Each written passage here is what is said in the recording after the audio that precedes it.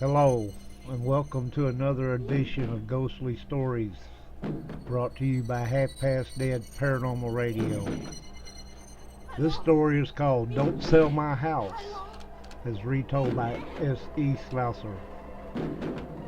Life seemed perfect to Mark when the widower brought his new bride Lisa home to the lovely two-story cottage he had built for his deceased first wife. Things were very happy for about a year, and Mark was ecstatic when he learned Lisa was expecting twins. The house was rather small for a double addition to the family, so Mark and Lisa put the cottage up for sale and started searching for a bigger house. That's when the problems began. Suddenly the cottage would be filled with the distinct smell of expensive perfume. The first time Mark smelled it, he turned pale and told Lisa that it was the scent his dead wife favored. Then furniture that Lisa had rearranged moved back to its original place. The books in Mark's study were taken out of their categories and put in alphabetical order, the way his former wife had kept them. The ghost of Mark's first wife had returned to the little cottage, but why now? A full year after he had remarried. One afternoon, Lisa was down in the basement doing laundry while Mark was out front discussing the sale of the cottage with her attorney. They had just received a generous bid on the house and had decided to accept it. When Lisa finished emptying the washing machine, she turned to go back upstairs and saw a young woman floating a foot above the staircase. "This is my house. Don't sell my house," the woman said. Her pretty face transformed with rage. She shook her fist at Lisa. Lisa shrieked, dropped the basket of wet laundry, and ran outside.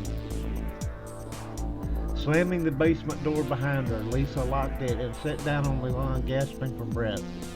All at once, the basement door started shaking violently, as if someone were pushing against it. "Don't sell my house," the phantom explained again, shaking the door. "If you sell my house, something terrible will happen to your family. Don't sell my house." The roar of a car engine pierced the ghost's words as the attorney bade Mark goodbye and drove away. When Lisa described the ghost, Mark recognized her as his dead wife. Until then, he had forgotten that he promised his wife that he would never sell the cottage. Mark and Lisa tried to appease the ghost by bringing in a priest to pray over the cottage. But the house continued to be filled with the choking smell of expensive perfume. Lisa was afraid for her unborn babies living in such a haunted atmosphere. After much discussion, Mark and Lisa decided to defy the phantom and sell the cottage.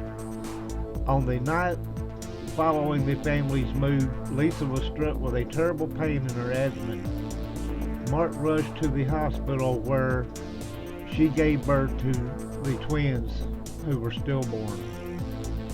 On his way home from the hospital, Mark's car was struck by a truck and he was killed instantly. At the same moment, Lisa sat bolt upright in her hospital bed, staring at an empty corner of the room. She screamed once in terror at the sight of the phantom floating before her eyes. Then she died instantly from a brain aneurysm.